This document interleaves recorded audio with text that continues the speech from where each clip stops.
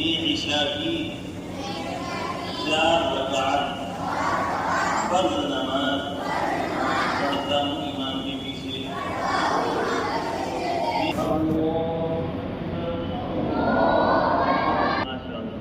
अब हाथ बांधने का तरीका, हाथ कहाँ बांधेंगे और किस तरह बांधेंगे? सीधे हाथ की हथेली को उल्टे हाथ की हथेली पर रखेंगे और छोटी उंगली से और अंगूठे से गट्टे को पकड़ लेंगे। उसके बाद कितनी उंगली बचेगी बीच में? 3 उंगली को कहाँ रखेंगे? कलाई पर।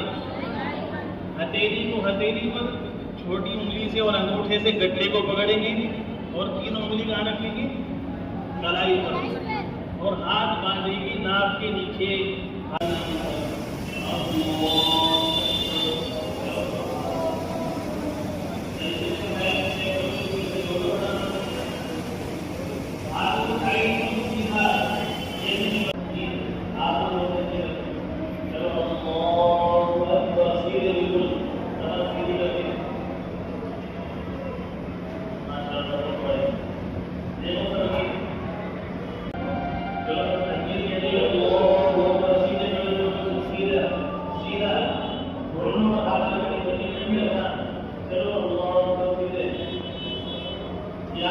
चलो